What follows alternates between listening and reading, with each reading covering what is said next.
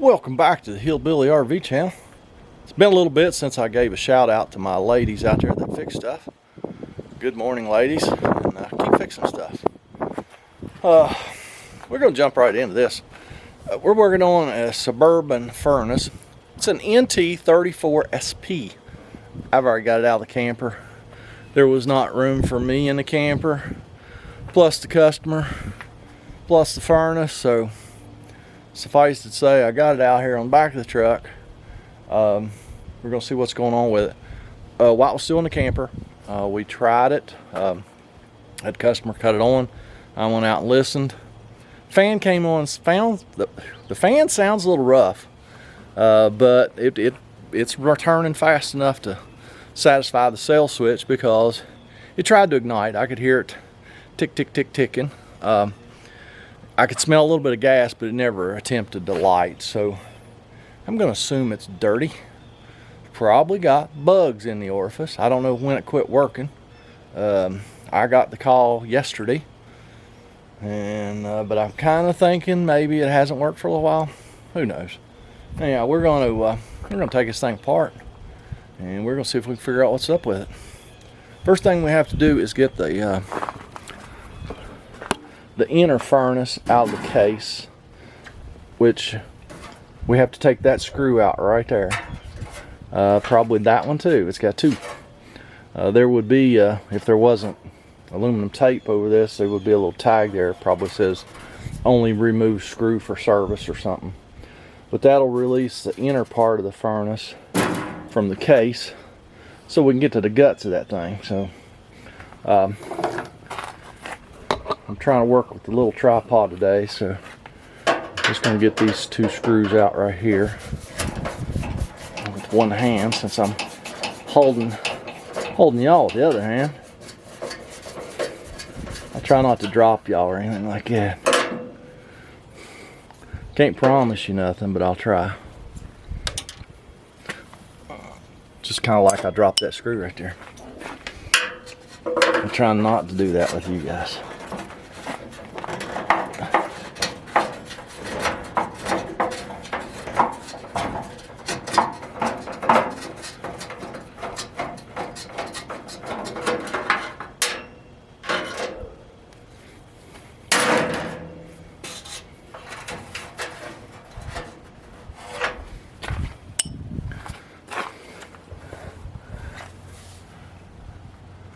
Okay, things should slide out. For the longest time, RV furnaces put a gas fitting through the case and through a hole in the case. All right, not long, well, they did that for several years, quite a few years, too many years. They finally started putting a slot in its case, which is what all RV techs done anyway. I always took 10 snips or something, cut this out so you can slide that out. So I'm going to do that because that'll help the next guy too. And like I say, there's nothing wrong with doing that. Like I say, all the furnace manufacturers started doing that later on anyway, and they're doing it today. They might get the slot instead of a hole. Now we have a notch. Just did that with 10 snips. Now, let's see if we can slide the inner part of the furnace out of the case.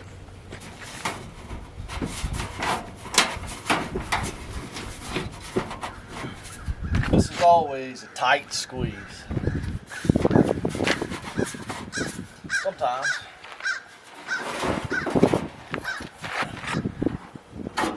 you gotta put the furnace on the ground.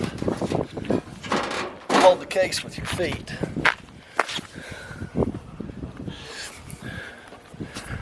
And wiggle up out of there. Let me see here.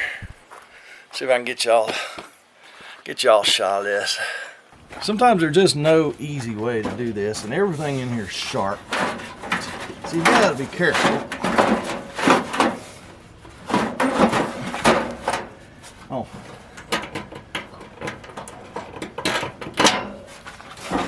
Had to get the wiring harness outside. Oh, that helps.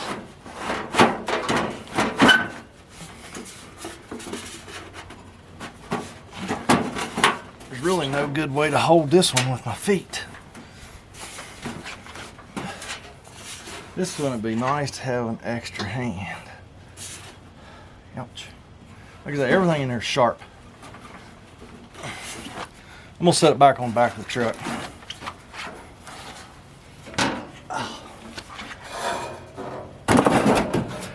Y'all just going to have to trust me. I'm going to get that thing out of the case, and I'll be right back. All right, as you see, I did get it out of the case. Told you I would. I've got it hooked up to my power supply in my van as soon as I make the final connections here.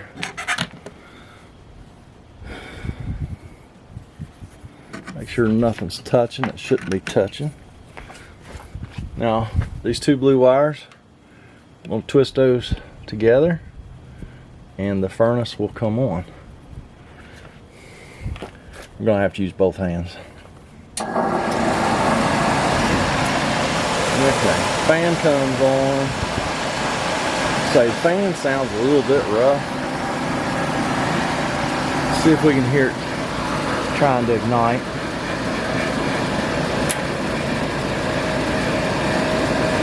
Hear the gas valve open. Oh, she lit. Oh, great. Did we shake something loose?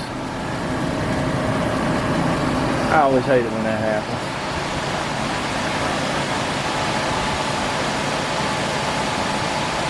Yeah, she's burning now.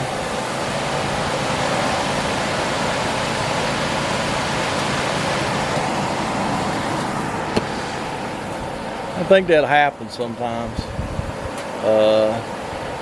If you've got a little something in the orifice or something, and while you're getting the furnace out, you'll shake it loose.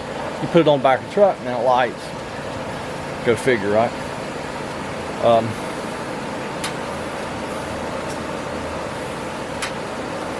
Now the guy's got me a wondering. So he asked me if the LP regulator was any good. And I was like, well, everything else works, right? And he said, yeah. I said, yeah. The LP regulator's probably good. So I wonder, he could have something going on with these gas pressure. So I guess I'm gonna have to go in here and check gas pressure now and see if it's okay. Because the furnace lit right up. Burning like a champ. So let me get my manometer out. I'm just gonna get my manometer out, hook it up to the gas line, cut the gas back on, and see what kind of pressure we got. All right, check gas pressure. Man, 14 water column inches. It's perfect. 11 to 14 water column inches is what it needs to be. Lit 2 eyes on the stove, rock solid at 14 water column inches. So it's not a gas pressure issue in the camper.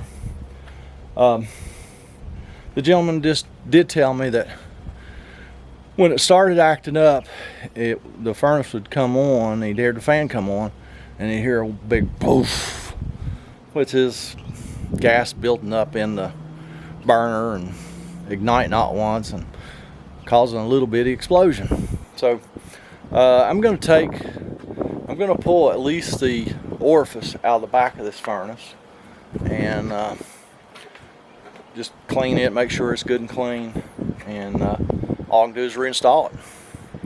Let me see if I can show you. Where we're going to work. I'm not really sure I can video this while I'm doing it. Cut my gas off. Unhook my gas line from the furnace. Spin the furnace around, I'll show you what I'm gonna do anyway.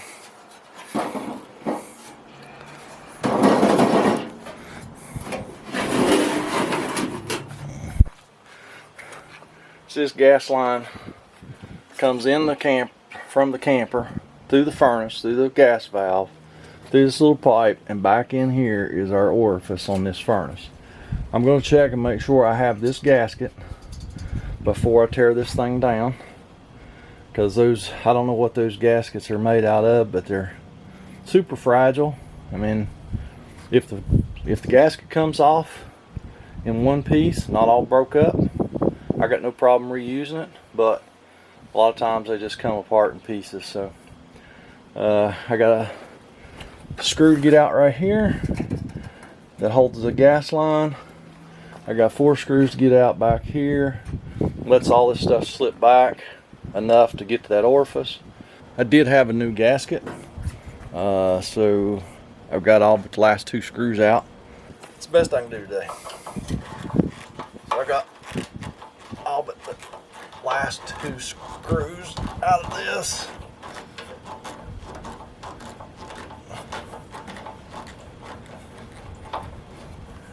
Of course, as soon as I turn the camera on, that's the worst screw that's been in it so far.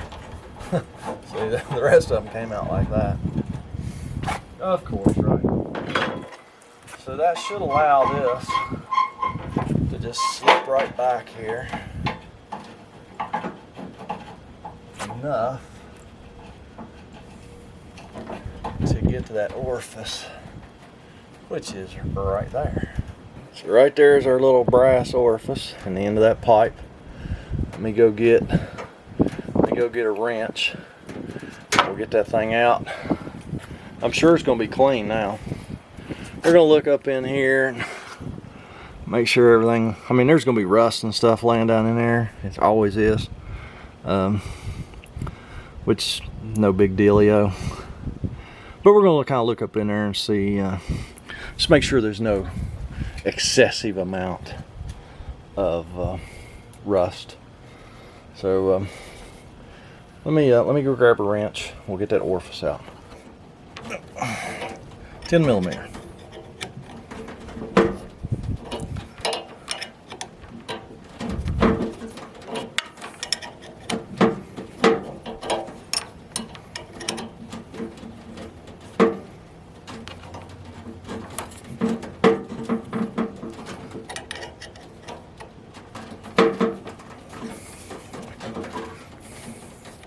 And the threads don't feel good on that orifice.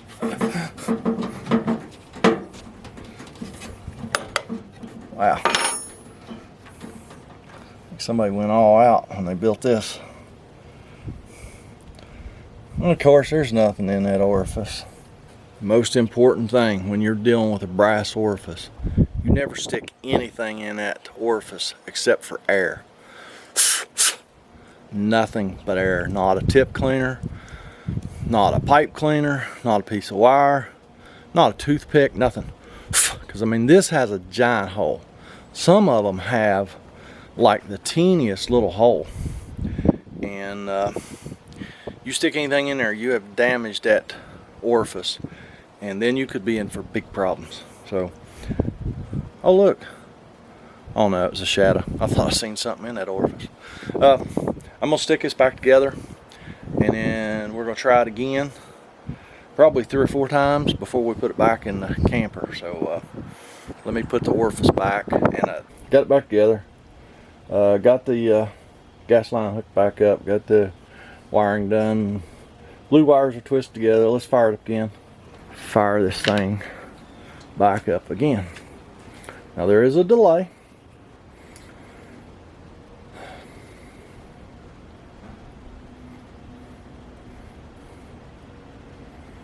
Sometimes it's a long delay.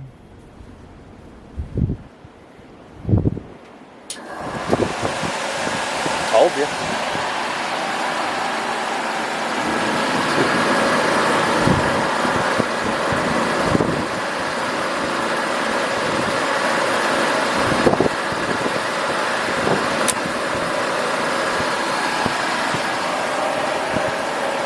Yep, she fired right up.